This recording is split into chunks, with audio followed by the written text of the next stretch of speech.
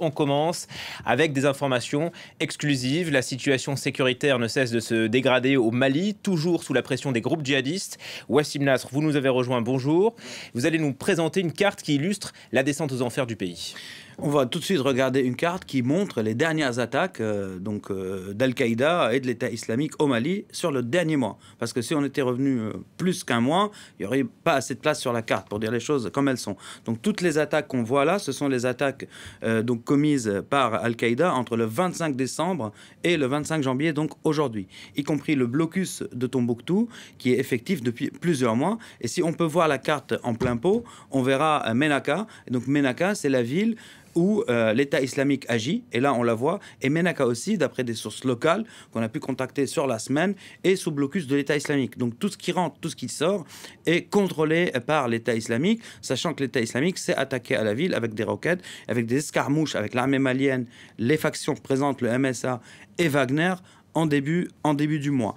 On va voir maintenant une vidéo de l'attaque de Mourdia, une des plus importantes attaques sur le dernier mois, donc du 25 décembre. C'est une attaque d'Al-Qaïda, le contrôle de la base de la caserne de Mourdia. On voit que c'est une caserne importante, et c'est important de voir ces images parce que les autorités locales sont dans le déni, dans les communiqués victorieux, alors que la situation sur le terrain se dégrade d'une manière assez importante. On va voir les vidéos aussi du lancement de roquettes de l'État islamique contre Ménaka, et là c'est intéressant de le dire, ils ont marqué une semaine de campagne en soutien à Gaza. Ça veut dire que toutes leurs opérations dans le monde étaient labellisées en soutien à Gaza. Donc ce lancement de roquettes était le premier défini de cette manière, donc campagne médiatique mais suivi des faits dans le monde entier en fait, ça a suivi une attaque, comme on a dit, contre les forces en présence à Ménaka. Il faut savoir que l'État islamique à Ménaka s'est créé un sanctuaire aujourd'hui. Il essaye de gouverner, donc de gagner les cœurs et les esprits en continuant des exactions contre certaines parties de la population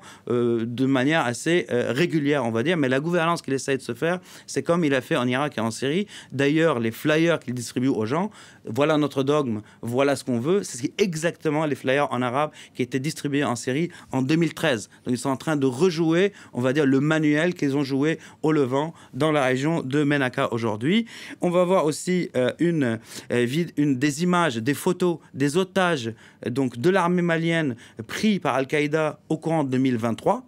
Ils sont au nombre de 8 militaires, dont un qui travaille à la présidence malienne, qui a été pris à côté de Nara. Et c'est intéressant à dire parce qu'ils les détiennent.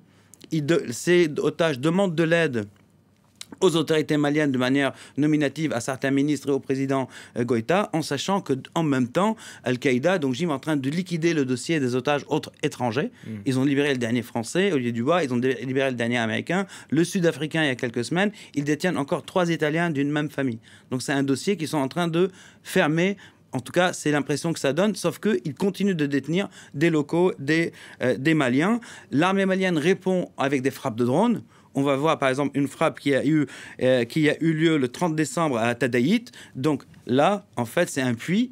C'est des bergers qui ont été frappés. On va voir le bétail mort. Donc ces frappes de drones n'ont pas de renseignements précis. Donc l'armée malienne frappe dans le tas, parfois et souvent même, j'ai envie de dire, des populations civiles, des campements civils touaregs. Là, on voit le bétail qui a été tué, sans oublier l'action de Wagner sur le terrain. Par exemple, à Abanko, 3 civils mineurs qui ne sont pas maliens, qui sont des pays de la région, ont été tués, mutilés, pieds coupés, mains coupées, décapités, les photos diffusées. On ne va pas vous les montrer, mais les photos, on les a vues, on a pu les vérifier. Et dernièrement, le 20 janvier, 3 campements ont été attaqués dans la zone de Tombouctou, donc pas Wagner. Donc il règne aussi, ou essaye en tout cas de régner par la terreur dans cette région. Vous parlez des exactions de l'armée malienne. C'est aussi le cas au Burkina Faso. D'ailleurs, Human Rights Watch sort un rapport ce jeudi. On recevra son autrice à 16h. Wassim, la situation au Mali est liée aussi à celle de ses voisines, le Niger, le Burkina? Absolument, c'est des vases communicants. Donc Al-Qaïda qui est de plus en plus présente partout au Mali et aussi de plus en plus présente au Burkina Faso. Là, on va voir les dernières attaques, donc les plus importantes. Pareil, on n'a pas tout mis. On n'a pas mis les attaques de Al-Qaïda contre les milices, les VDP etc. On a mis les attaques les plus parlantes, on va dire. Donc, sur un mois aussi. Hein. Non, là, on revient un peu plus. On revient à la fin novembre. Voilà. Et on voit l'attaque de Djibo fin novembre. On en avait parlé ici. On va voir la vidéo. Et c'est important parce que là aussi, pareil, les autorités burkinabées ont nié que les djihadistes ont contrôlé la base. Et là, on voit la vidéo. Les djihadistes ont effectivement contrôlé la base. Ils bougent dans la base. C'est la base la plus importante de cette région. 14e régiment de l'armée malienne. Il y a même un centre de détention. Il y avait un centre de détention dans la base. Et on va voir aussi, on parlait des drones qui frappent souvent des civils, mais parfois aussi les djihadistes. Et là, on a des images des djihadistes qui ont pris la base, qui ont été frappés après, en quittant la base. Et là, c'est un militaire burkinabé qui filme. On ne va pas montrer les cadavres, mais ce sont donc des djihadistes calcinés, leurs motos calcinées. Donc les drones aussi ont un effet effectif, mais là, c'était après coup. Après que les djihadistes aient contrôlé la base. On voit aussi l'attaque de Solé, c'était le 24 décembre, la voilà. Donc pareil, la base de Solé, une des bases les plus importantes. Et ce qui est intéressant, c'est qu'il y a un déni de la part des autorités. Les djihadistes montrent en image après qu'ils contrôlent effectivement ces bases, mais on n'est pas ce n'est pas la communication qui compte pour les djihadistes le plus, hein, même si elle compte beaucoup pour les autorités locales. Là, ils prennent ces bases pour le gasoil qu'il y a dedans, pour les armes qu'il y a dedans, les munitions. On va voir des photos. On va voir des photos d'un certain, 4 véhicules, de l'armement, des munitions. On demande beaucoup d'où viennent les armes. Voilà, les armes, elles viennent d'où? Elles viennent des armées locales. Les armes sont capturées dans les casernes. Et surtout, le gasoil capturé dans les casernes. On voit différents types d'armes, RPG-7, même les moyens de communication, les Toki, etc. Tout vient des armées locales. Et après, ça se diffuse. C'est pas ces armes-là, donc capturées au Burkina, elles peuvent aller jusqu'au Niger. Elles peuvent aller jusqu'au Mali aussi. Il y a eu aussi plusieurs attaques au Niger, au Tillabéri, dans la région de Tillabéri. Et la dernière en date, c'était le 12 janvier, c'était à 17 km de la capitale Niamey. Et là, la dynamique, même si les attaques ont lieu contre les forces de l'ordre et l'armée, mais les dynamiques, c'est une dynamique de compétition entre Al-Qaïda et l'État islamique.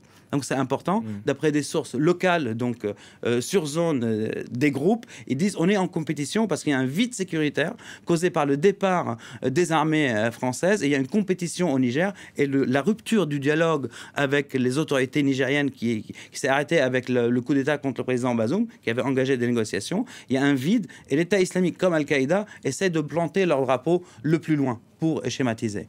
Les Français sont partis, c'est vrai. Ça ne veut pas dire que les Occidentaux aussi ont quitté la région. La France a fait le choix de quitter le Mali, le Burkina et puis du Niger. Les Américains tergiversent encore. Hein. Ça veut dire la France a été forcée, hein, pour dire les choses comme elles sont. Voilà, mais a fait le choix de tourner cette page, voilà, pour se concentrer sur les pays de Golfe de Guinée. Les Américains ne savent pas encore. Ils sont peut-être en train de faire les mêmes erreurs que la France a fait en voulant rester au Mali et au Burkina après les coups d'État. Mais le maintien de la base d'Agadez, de drones, donc les Américains font voler des drones mais ne frappent pas et n'ont pas le droit de voler au-dessus du Mali, au-dessus du Burkina, est quelque chose qui est bien vu même par les autorités françaises pour garder une certaine présence dans la guerre contre les djihadistes. Mais est-ce que, donc, et là le dilemme des pays occidentaux, est-ce que cette guerre contre les djihadistes est la priorité des autorités locales ? Donc, ils se rapprochent de plus en plus, on va dire, des Russes. Et on voit aussi que chacun fait avancer ses pions sur zone. Et même Iyad Agali, donc le chef d'Al-Qaïda au Sahel, dans son apparition vidéo, dernière apparition vidéo, c'était la première, on va le voir peut-être depuis 2017, il a bougé les priorités du groupe pour combattre les juntes et en priorité les mercenaires de Wagner. Donc, même pour un groupe djihadiste comme Al-Qaïda aujourd'hui, j'ai l'impression, en tout cas, que le combat contre les Occidentaux est passé au second plan. Et maintenant, leur priorité, et pour leur capacité de recrutement et la priorité réelle pour eux aujourd'hui, c'est de combattre les juntes et les mercenaires de Wagner. Merci pour cette analyse précieuse, Wassim.